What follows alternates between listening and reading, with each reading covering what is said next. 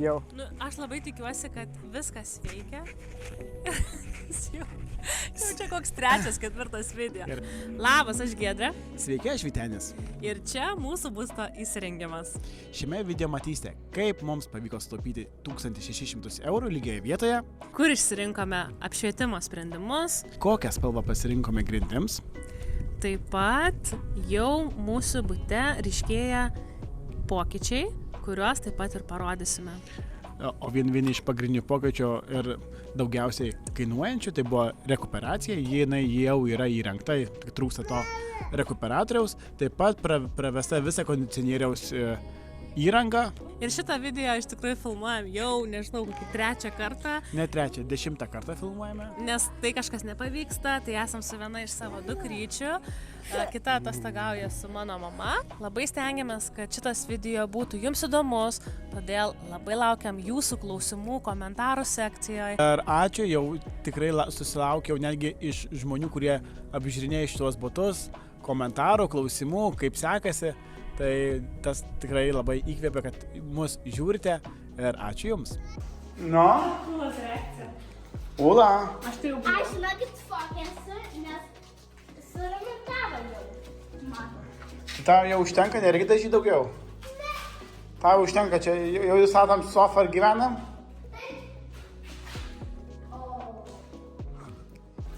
Kas čia bus? Taip? Nu, Ula, kur tu esi? Čia nai? Gerai? Aš dabar 1 valanda ir aš jau klausau. 1 valanda, saulė. Ar patinka, Ula? Pastarojo mėnesį iššūkiai buvo vienas iš mano darbų išrinkti elektros instaliaciją ir ją nupirkti, tai išrinko galbūt, sakykime, Giedrė, ko nori, ne? O man reikėjo surasti ir nupirkti. Iš pat pradžių vienam pagrindinių gamintojų, kas populiariausi Lietuvoje iš tų premium ženklų, aš dėjau baną vien todėl, kad tiesiog marketingui išleidžiami dideli pinigai ir Lietuvoje ypatingai ta brangi produkcija. Tai ieškojom alternatyvų ir būtume jas nusipirkę, bet įmonės tiesiog Giedrė labai ignoravo, kai ateidavo į saloną kažkodėl. Ir tiesiog tų įmonių tai kaip ir buvo, bet tikrai buvo siūsta nemažai ir užklausų, ir važiuota į salonus, bet kiek nuvažiuoji, tai jiem ten atrodo, kad vienodai šviečia, kad ar tu pirksi ar nepirksi ten tą produktą iš jų. Ir mes čia dėliojame, sprendėm, Skaistė dar pasiūlė tokį labai įdomų vieną sprendimą, tokius apvalios formos. Keramikinius. Keramikinius jungiklius ir rozetės, bet galiausiai nutarėme dėti tą populiarų į gamintoją, bet buvo mano namų darbai, kaip nemokėti lietuviškam kainam už juos. Tai Vytenis praleido porą gerų savaičių, nagrinėjo, žiūrėjo su to pačiu ChatGPT, ten ieškojo ir per įvairius forumus. ir galiausiai užsakyta yra visa elektros instaliacija, rozetės jungikliai, LAN jungtis, termostatai 5, kaina skiriasi maždaug lygiai 30% maždaug. Įdėsim screenshotą, tiesiog ką mums pasiūlė. Tai sutaupėme grubiai neklysiu 1600 eurų, tai mano ne 2 savaitės, keli vakarai, 4 vakarai po porą valandų, manau, kad atsipirko. Tiesiog norėjom, kad daiktas būtų kokybiškas, ilgai tarnautų. Estetiškai, kad gražiai atrodytų, dar irgi labai svarbu buvo.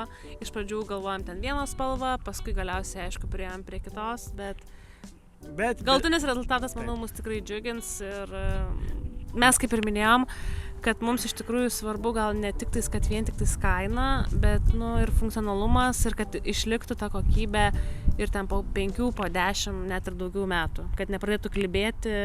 Taip. Noriu pabrėžti, kad lietuviškos įmonės mane tikrai labai šokiravo.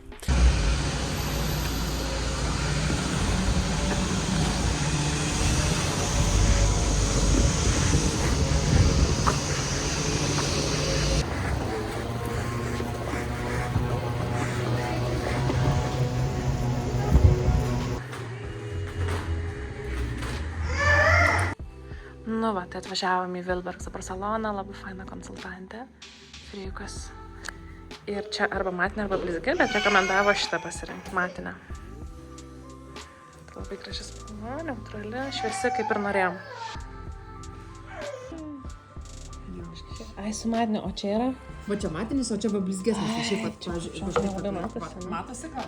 Va dabar, va, ten turėtų kažkaip matytis. Matot? Nu, va šiek tiek, aha. Nu, šitos, jos tokios lyg gelsvesnės. Ir mes turėtume pasirinkti, ne, šitą dalyką. Aš tai šiaip rekomenduočiau šitą. Ai, mums geriausia, kad ir praktiškai šitas, ne?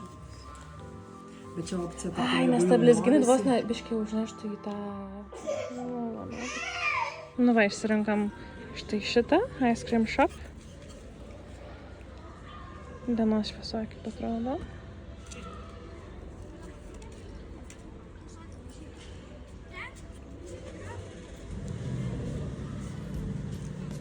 Tai jau praeitam epizode pasakojame, kad išsirinkome Wilbergs parketo grindis.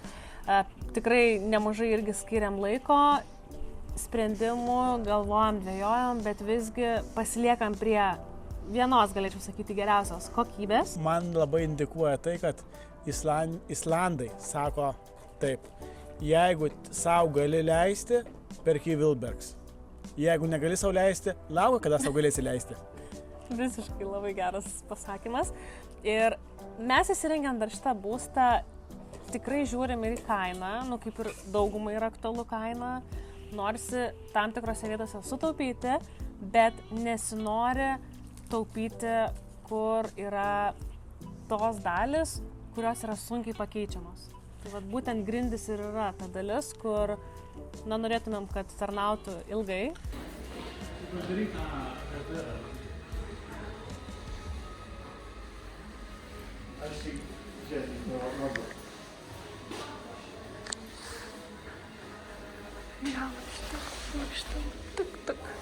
Nelabai matosi.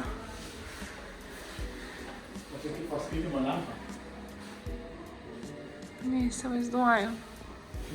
Bet mūsų kažkoks va panašus svetainiai vyja. Va šitas varatas. Ir va dar kitas.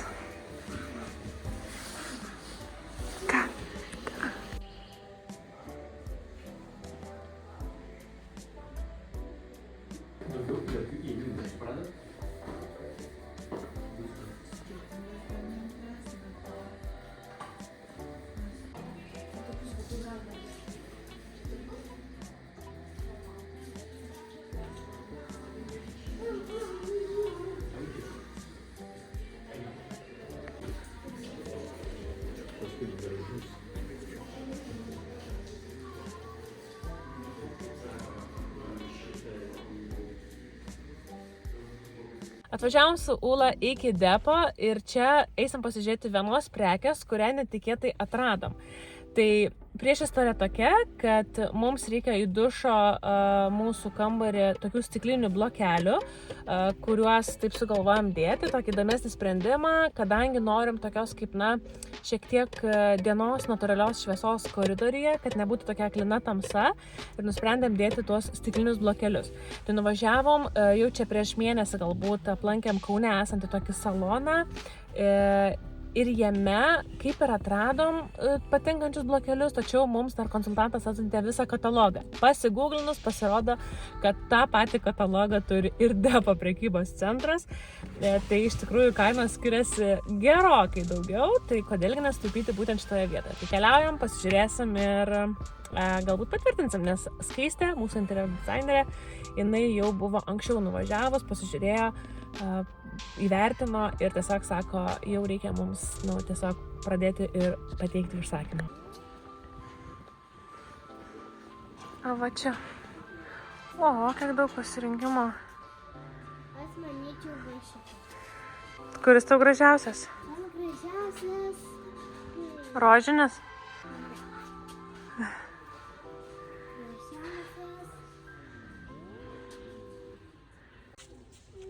Nu va, šitus du variantus buvo mums Skaistė parinkus. Dabar pasižiūrim kartu. Galima nulipti. Nelipi, važiuoti. Ula, palauk. Kodėl? Buvo vienas. Ula, baibiški toliau. Aš pafilmuosiu. pažiūrėsiu skaidrumą, va čia atsisto. Praeik šonu. Tikrai taip. Jo.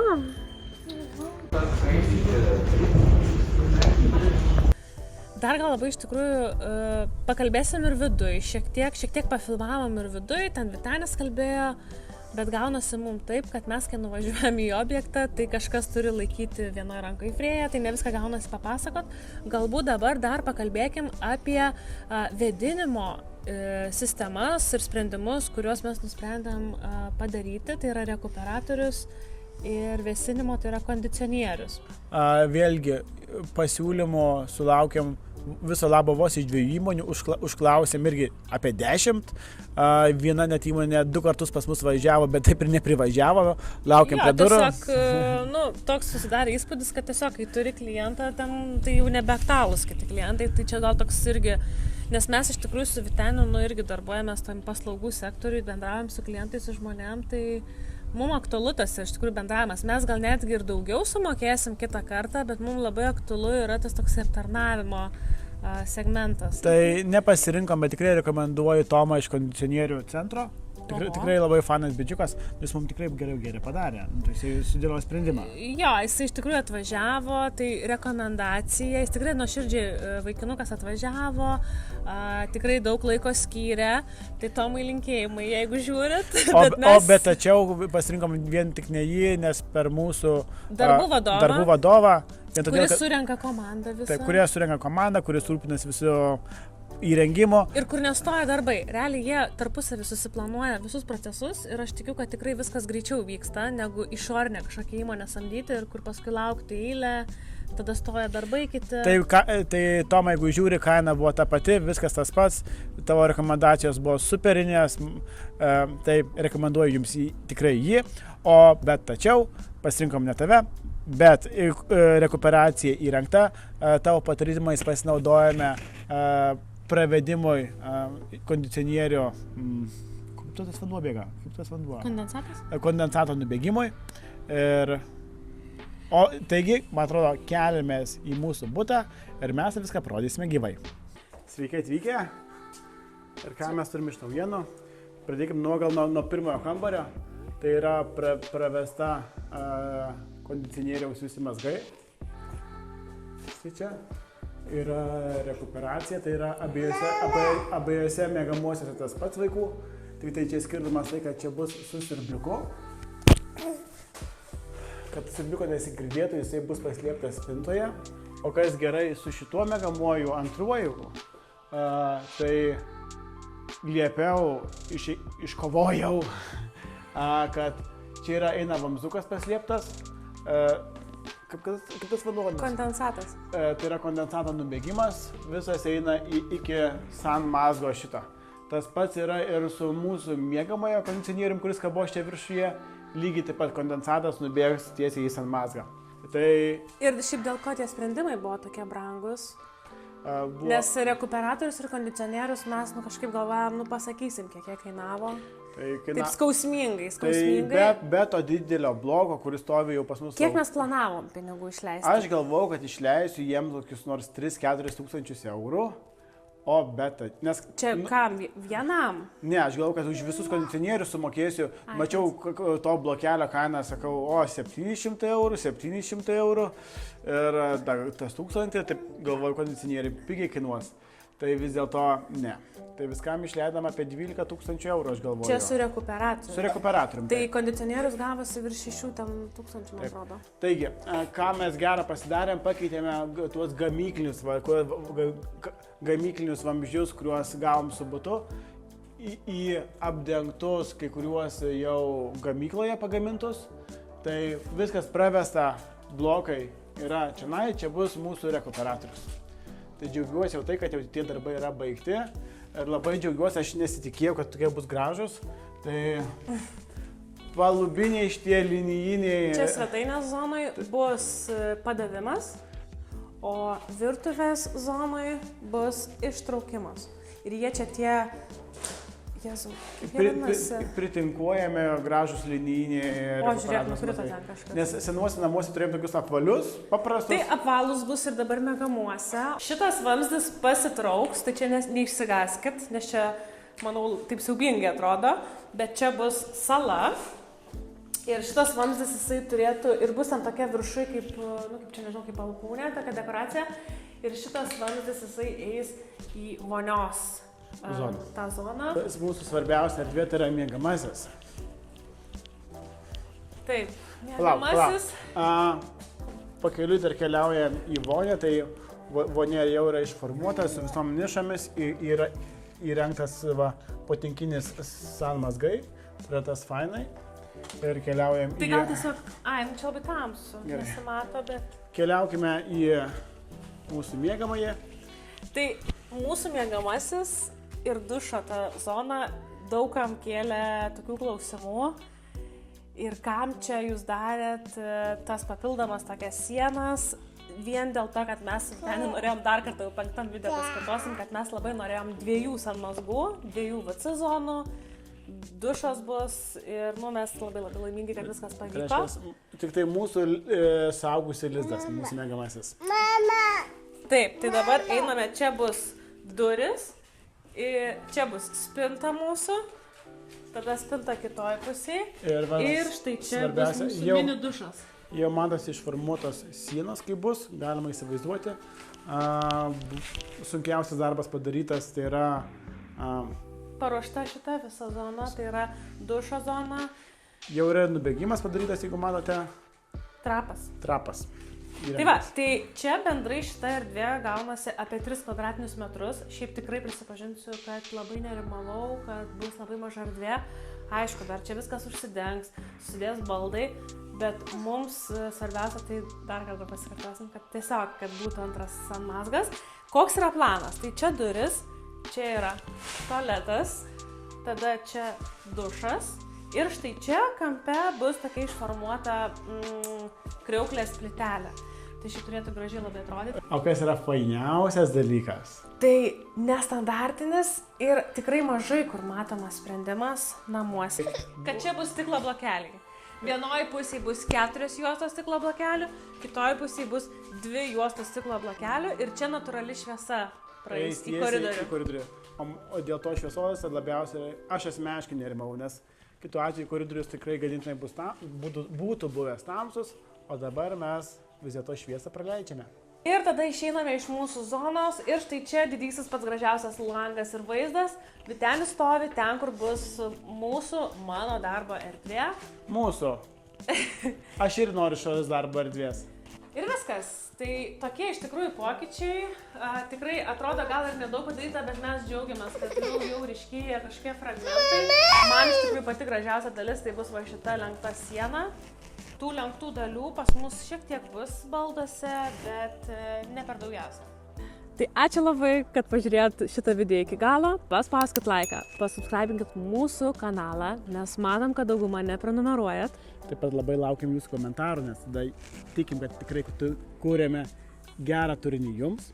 Sekantis darbai numatomi yra jau lubų montavimas, gipso plokščių ant sienų montavimas. Apšvietimo sprendimo irgi įgyvendinimas. Ane? Taip. Tai mes dar daug ko net patys nežinome, mes turim nuostabią dizainerę darbų vadovą, kurie tikrai už mus viską suplanuoja, mus tik informuoja.